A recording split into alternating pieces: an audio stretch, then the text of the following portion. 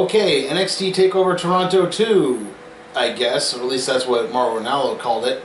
I mean, I just called it TakeOver Toronto 2019, so I guess you could call it what you want. Anyway, so going into the show, right at the end of the kickoff show, William Regal announced what the third fall would be if it went to that in the main event.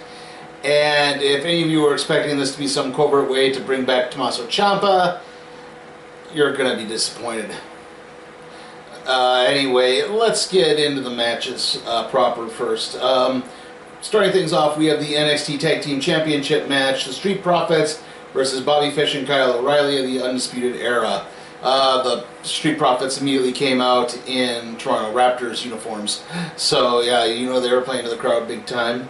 Right off the bat, the Profits tried to go after Kyle O'Reilly and isolate him, and actually hit a lot of tandem offense on both him and Bobby Fish.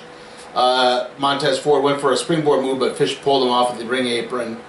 This allowed O'Reilly to kind of goad Dawkins into getting jumped by Fish. Eventually, Ford got a big tag and hit a jumping clothesline. At one point, Ford hit a spine buster a la The Rock, and then started to do the people's elbow, but I think it was Bobby Fish broke it up. I think Kyle O'Reilly was down on the ground. Yeah, that's what it was Kyle O'Reilly. And that enabled Fish to get a chop block on Montez Ford. They fought into the turnbuckle at one point. Fish hit a super exploder. O'Reilly then followed that up with a top rope knee drop onto Montez Ford's now injured knee. Gargano locked on a grapevine, but eventually Dawkins managed to break it up by taking Fish and slamming him into O'Reilly. They allowed the Street Profits to come back. They had a team blockbuster. And eventually they just started to brawl, and Angelo Dawkins managed to spear both members of the Undisputed Era, and Montez Ford got the frog splash on Kyle O'Reilly for the win. For the 3 count, actually. For the 3 count in the win. And that was a really good, solid match to start things off. I know the Street Profits have been appearing on Raw recently, and apparently this is actually being done to hype NXT coming to FS1, I think, or something like that. I'm not entirely sure. They're not on the main roster yet, though. That's not what's happening. And, you know, it could be...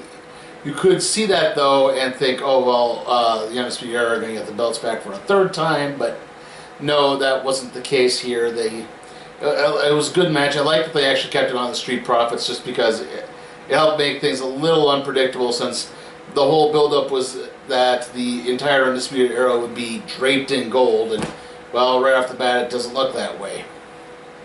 Okay, our next match is Io Shirai versus Candice LeRae.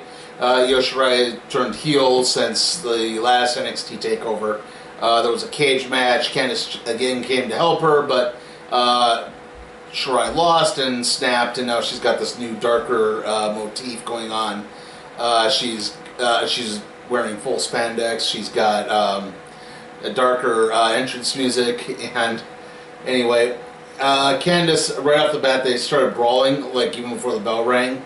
Candice blocked a Sunset Powerbomb attempt, but Shirai came back in a suplex that caused Candice to land on the announce table, and she only barely beat the 10 count back to the ring. I don't think the table was ready to break for them in this case, so no, it didn't break. So it was a pretty hard suplex too. Shirai hit a white noise. Candice eventually came back. She had missed a missile dropkick, went on for a octopus stretch. Candice blocked a 619 attempt and hit a neck breaker through the ropes. She then hit a swinging neck breaker off the 2nd turnbuckle. Shirai came back and hit the Tiger Spin kick to the back of Candice's head. Candice went for a suicide dive, but caught Shirai and hit a DDT on the outside of the ring. And then followed that with a double stomp. Shirai came back and had a Spanish fly for the top turnbuckle. Candice countered a fireman's carry into a reverse Rana and then into a pin attempt. And then Shirai hit an underhook backbreaker, followed that up with a moonsault, but Candice kicked out. And this is when Shirai just snapped, and she sort of locked on this sort of inverted triangle choke. She basically used her legs to pin Candice's arms around her neck, and Candice just passed out, and they rang the bell after that. Like, really intense, really well done match. It's nice to finally see two women's matches on NXT TakeOver. So, and it's doing a really good job of pushing Shirai as a big heel now. Don't know if this means she's going to get another NXT Championship shot or whatnot, but it's definitely setting things up for some later feuds, I think. Possibly even for Shayna Baszler's face turn if that comes around. And then in between matches, we had a little thing where Matt Riddle came out of the crowd. They were getting ready to announce the next match, but then Matt Riddle came out of the crowd and said, "No, bro." And he called out Killian Dane because those two have been feuding recently. Dane tried to sneak attack out of the crowd, but Riddle caught him. Kane came back and hit a bicycle kick on Riddle, knocking him back into the ring apron.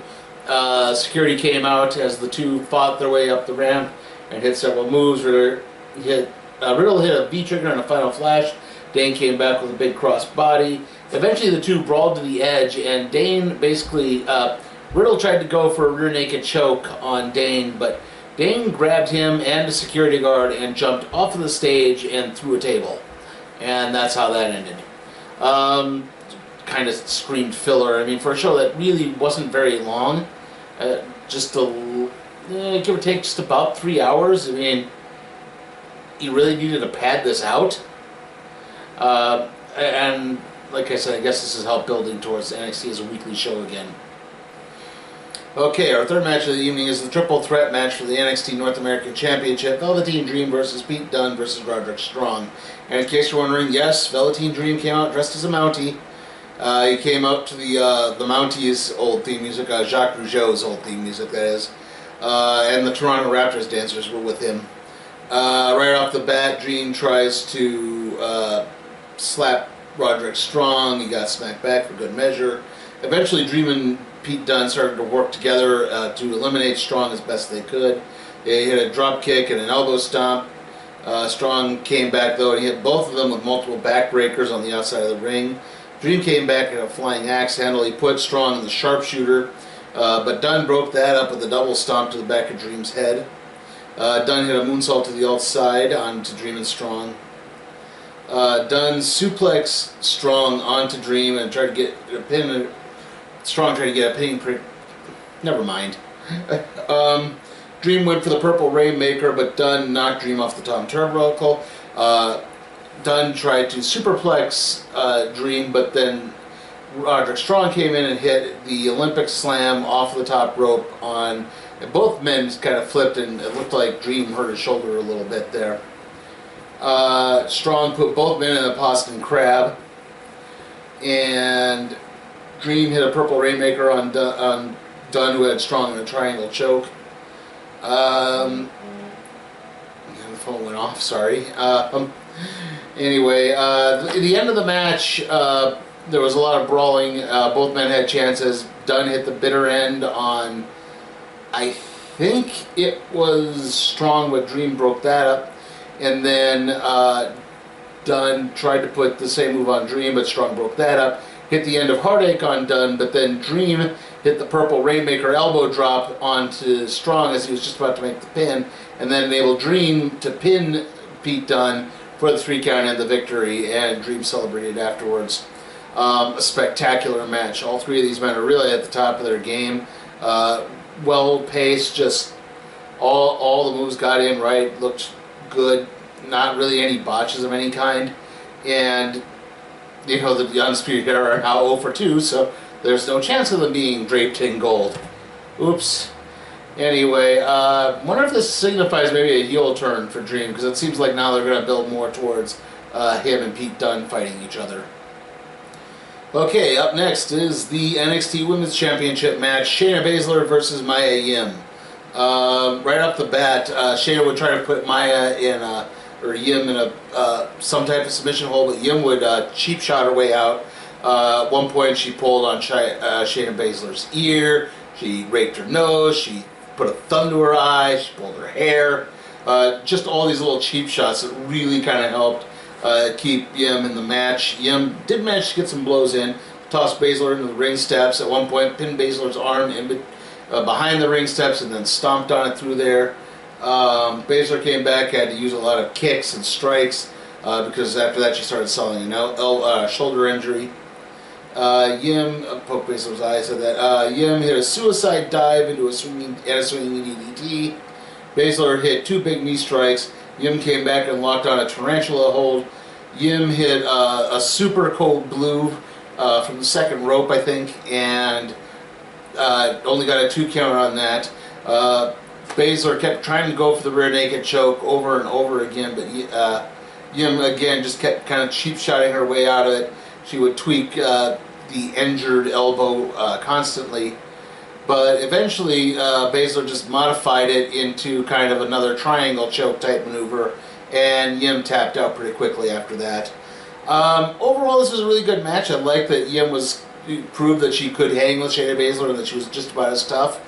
I thought the ending was a little rushed because it seemed like as soon as they moved into this kind of inverted guillotine choke maneuver, she tapped out pretty quickly.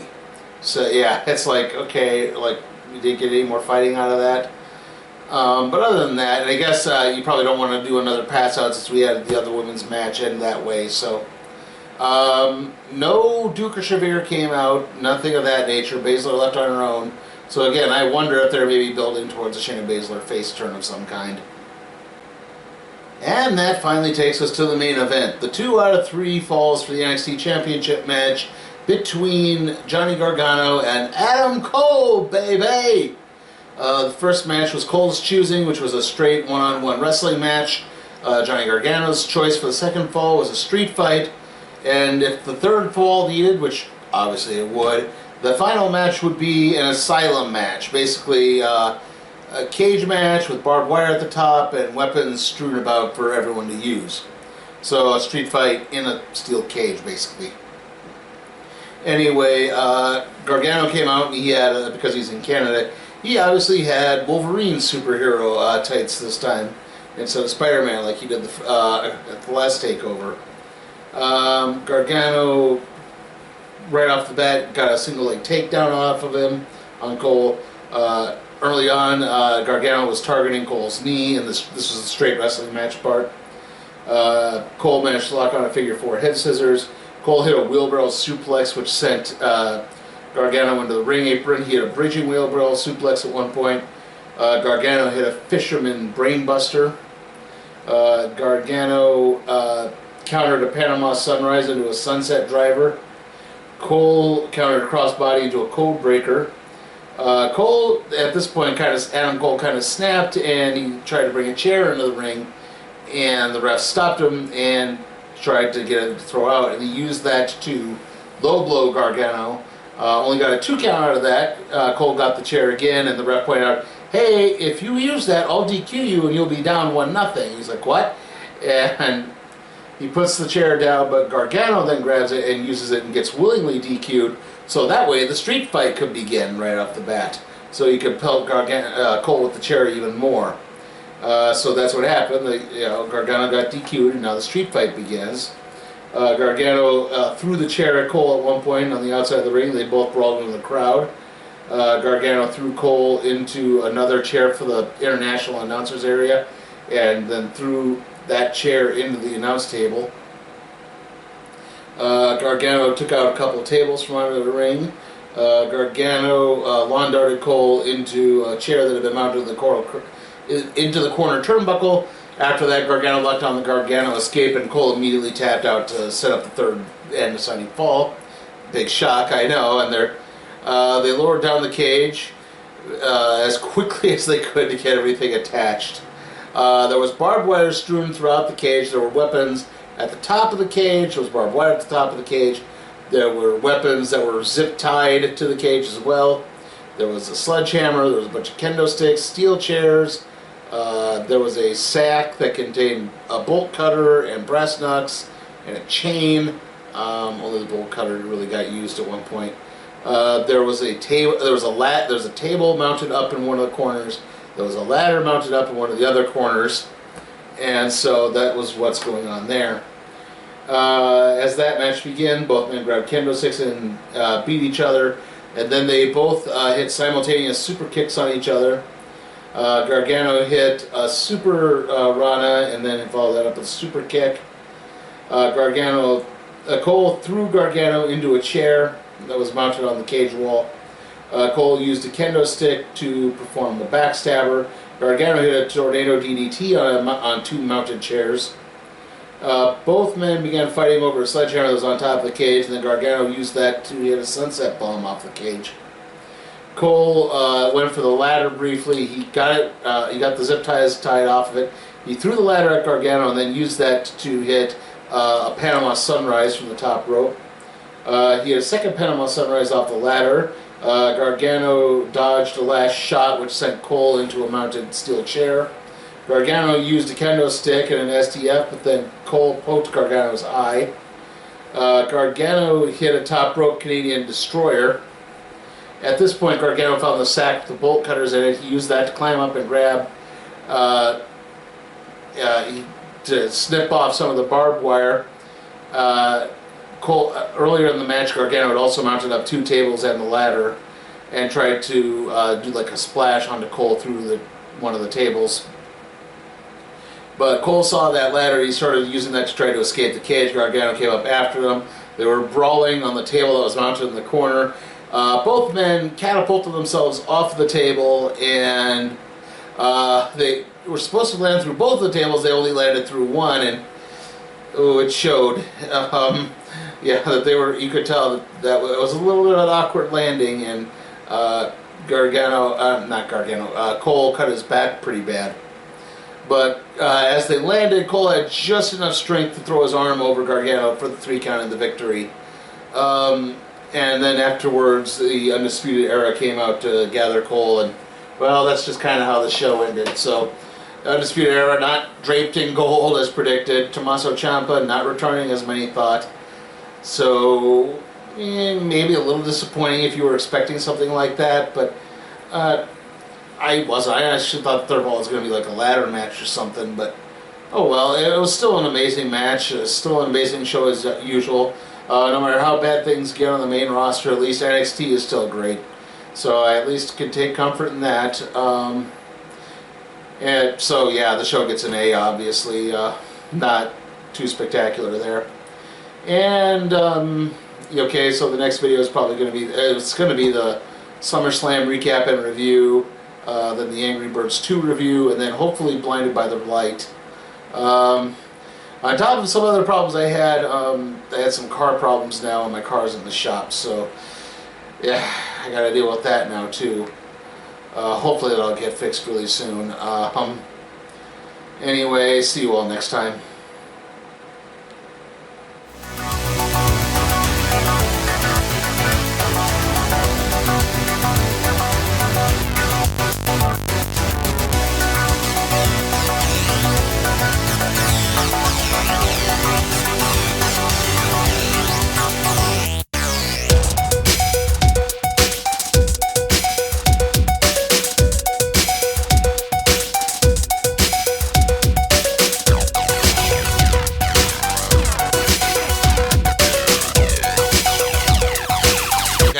Are you tired of me constantly talking only about WWE and NXT? Want to see me expand my wrestling coverage?